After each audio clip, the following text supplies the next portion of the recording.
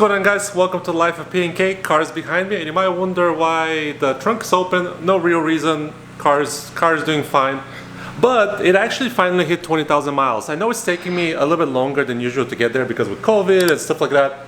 I've had the car for 3 years. I drive about, I don't know, maybe 7,000 miles a year because I work mostly remotely. But I do have to go in the office, which is a long drive. It's about 60 miles each way, so 120 miles. So luckily I don't have to go in that often.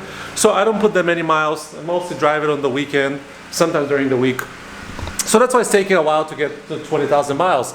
But I've seen this question pop up online a lot on the forums and so on. How reliable are these cars? As you know, it's not a new platform. The engine has been around for a while, but this is a new iteration. I believe this is Gen 2 of the B58 engine. So there were some updates done. Also, it's the LCIs. It has the mild hybrid technology too. So it's a real good question to see how reliable these cars are, or at least what my experience have been. There have been a couple of things that the dealership had to fix, and a few things that I fixed myself. But the car in general, when it comes from a mechanical standpoint, it's been great. It's been actually really good. Very phenomenal. So let's go from the beginning, from the point where I've received the car, and also please ignore the noise that's coming in the background. People are spraying their house, so it's a little bit of a noise. But let's go over how many times I've had to actually go to the dealerships, what I've had to fix, because there have been a couple issues, minor issues here and there that the dealership have had to fix under warranty, and also a couple things that I fixed myself, as I said. Also, you might be wondering, since I'm in Florida and it's so sunny, why am I wearing like a hoodie and stuff? It's been actually really cold here. I mean, compared to the rest of the US, it's been pretty good. It's been in the 40s. I'm used to the cold, but I've been in Florida now for 3 or 4 years, and it was a little bit of a shock to the system because typically it's like 60, 70 degrees during the winter. Now it's been pretty low compared to Florida, to the typical average. But one thing I firstly do with this car, with all my cars, is I keep a good binder with the things that I've had to do for the car, with the sticker and so on, and things that I've had to do. It looks thick, but it just has space for more stuff. So it's not that many pages that we're gonna go over. So overall, if you ask me about how much I've spent on the car for maintenance specific in 2-year over ownership, I've changed the oil a couple times, actually 3 times I think in the 20,000 miles. It's free, it's covered under warranty. But overall, I would say I've spent about $1,500 to $2,000, and I'll tell you why it actually is that high. For maintenance specific, I've probably spent under $1,000. But there was a couple things that I had to get done on the car that was an accident not caused by me. It was causing like a car wash. So they had to fix it, that was a $1,200 expense. So we'll go over that. But a couple things I'm noticing recently is this right here. I don't know if this is coming from the car door rubbing on this somehow when it drives, but you can see how it's worn out, and the rubber, I think honestly during driving, maybe it's flexing and it's rubbing. So it's causing this. And also on this side, it looks like a rock or something hit it. I'm not exactly sure. It looks to be the same, kind of like something is rubbing. It looks to be the same issue. So I have no idea if both are from a rock, because here you can see the rubber is not causing any damage, but the rubber here, it's sort of like into the door frame, if you can make it. And on this side, the rubber is sort of on top. So I don't know if something's going on and this rubber maybe needs to be pressed more inward so it doesn't cause this, but I think it's just from the door opening and closing and rubbing. I haven't seen this is a new thing. So first let's go with the biggest expense. And the biggest expense was when the car was being washed, the person that was washing the car, they opened the door too far out. There was another door from another car here, and they hit this side right here. And you can see the repair was done by BMW, but it's not, perfect. You can definitely tell where they did some adjustment to the paint. And then they had to spray the paint. You can kind of see inside. It's not the best, but it's better than having a dimple that actually was a pretty bad dimple on this side. So it didn't look great. It was not the best time. If I find a picture, I'll post it in the video. But they did a good job. It's even the panel. There's no issues. It looked good. So that was probably the biggest expense that I had to do on the car. But there were a couple minor other things that needed to be fixed. One thing was the actual passenger side LED light. started collecting condensation. So they replaced this the mirror LED light, and that was a quite interesting time in the dealership, because when I took the car there, they did the proper thing. They scanned the car and they saw that with Beamer code, I have adjusted the mirror tilt angle. So it wasn't angling, I believe it's set up at 90% from the factory. I adjusted it to 70% because to me it was too far down. You were just looking into the curb. I understand you want to look at the curb in case you're like doing parallel parking. But for me, at 70% angle, you get the same visibility and also you get to see the rest of the back. So they almost refused to replace this under warranty because of that specific Beamer code adjustment. So be careful, guys, if you do that. The car is very dirty, super dirty. So be careful when you do that. They replaced this under warranty. I didn't have to pay a dime. Everything was okay. So that was a good replacement, or I said a good fix by the factory. Also, most of you are familiar with the recall they had to do on these rails. And this, I don't know what this is. I think this is my mess, something to do with groceries. But they had to do to replace these rail bolts, and I think it's these back here. It looks like they're different. Yeah, I don't know how well you can see with the light, but it looks like they've replaced. There's a little pebble from my dog too. If I can get to it.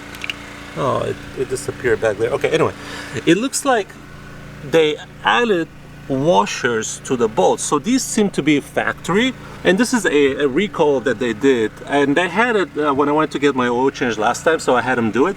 But you can see these bolts look to be okay. They were never moved, but these look to be different. It looks like there's also a washer added to them. So these are different bolts, and this is the thing what they had to replace. And again, this was done for free under warranty, no issues, very quick fix for them to do. So the recall was mainly because these rails in time of an accident, they can come out and be dangerous for the people inside the car. So that's why BMW had to do it. I know when the letter came out, the parts were out of stock. I guess the little bolts, they had to be adjusted. They were out of stock, but now they were in stock when I went to the dealership to get the oil change. So that was fine. So I had them do that. Another thing I had to do, and this actually didn't involve the dealership, but what you have to be careful, and I've seen that in many cars. I was noticing some oil condensation or some oil like leak down where the turbo inlet pipe is. It's all the way back there. You're not going to be able to see it from here, I think, unless you start moving parts. But it's just kind of like a elbowed pipe that goes into the turbo from the intake pipe after the silicone hose. So it's leaking on my car. So I started digging in. I went inside. I removed the actual turbo inlet pipe. And there is a small round gasket. And if this gasket gets pinched for some reason, it starts losing or start leaking a little bit of oil from just the normal operations of the car. So I had to replace that on myself. I didn't know that this was going on. I just kept noticing a little bit of an oil like residue like back here around the turbo and stuff like that. So I didn't know exactly what was going on. And I went in, I started searching. And basically what happens is in the factory when they add this pipe, if they're not careful, they can pinch the gasket. If you pinch the gasket, the seal is loose. So I had to buy a gasket. I think the gasket was like $4 and shipping was like actually more than the gasket. So I paid around $10 for the whole thing. And the replacement is really easy. You just remove the intake pipes, the intake shield and stuff like that. Get to it. There's a clamp. You just have to remove the clamp, put the gasket in, put it back in. You're set. Oh, look at the last oil change. They were a bit messy here. Wow. Yeah, my car is dirty too, but they also mess things. So that's why I don't really like the dealership that much. But it's free oil change. I'll take advantage of it as long as I can, and then I'll start doing the oil changes myself. But other than that, oh, and one more issue that was covered under warranty. We'll go inside actually for this one. It was the steering wheel. The way it was explained to me is there's a circular plastic plate that is attached to sort of like the blinkers, right? And every time you turn the wheel, it will put the blinker back in its place. Sometimes that either gets damaged or becomes like dislodged from the daily operations. And what the steering wheel was doing is like at slow speeds, especially in the parking garage, if you like make turns or if you just move the steering wheel, you would just keep hearing a click. I can emulate the click right now because they fixed it and it's gone, but especially in the garage and stuff like that, you can definitely hear it when you like move around, and when you're going at a light and you're making a turn and you're trying to move the steering wheel around, you would hear that click.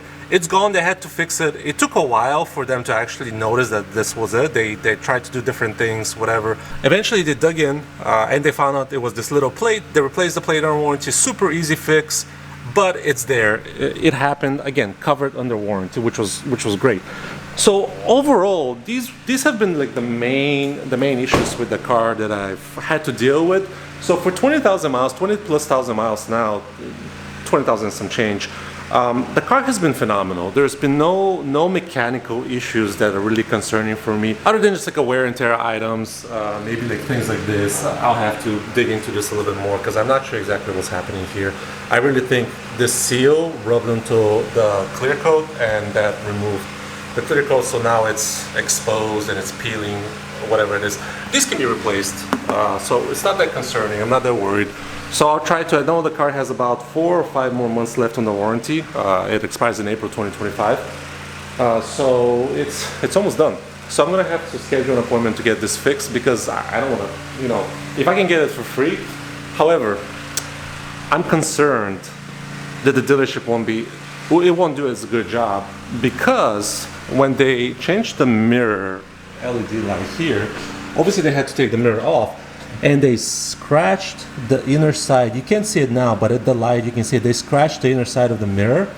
So they had to buff it out. I had to take the car back to the dealership to buff it out. It looks better, but it's still there. Depending how you look at it and what light, it will still be there. So things like that. And for me, it looks like I'll have to change both because I think I think this was just caused by a rock chip, which not only is possible, but it's like in a weird precarious position. This was caused by a rock chip, so I had to figure out how I can pop these things off and just replace them. Shouldn't be that hard, it's just the trim, so it shouldn't be too bad. So if you guys are worried that these cars, you know, they're not gonna last, they're gonna maybe break, cost you a lot of money, the possibility is always there with any car. You can buy the most reliable car, you can have a bad luck and have it happen. For me, I've experienced nothing but good reliability with this car. Minor issues with any car, especially if you drive it. Again, I don't drive it a lot, but in Miami highway, it's a bit messy. There's a lot of people here, a lot of different cars, things are flying off their cars. Not everyone maintains their car perfectly here. So things happen, and they will happen to you. There's a lot of rock chips in the car now too. Things will happen. You can't just protect the car forever. But from a mechanical standpoint, I think the car has been nothing but reliable. I can't really complain much other than actually user installation errors, and I don't mean by me. I'm sure I make stupid mistakes, but like the little gasket from the factory, that's probably the person that installed that. They finished the gasket, they weren't very careful. And then the person that hit the door in the car wash, you can't notice now, but it just had to come out of my pocket. And that was the biggest expense actually. Anything else actually has been really good. For 20,000 miles, my tires are still doing good. These are the factory run flat tires. They're not the best, but I don't want to invest in tires just yet because again, I don't drive as much and I have a good idea of what I'm gonna do in the future with this car for the tires.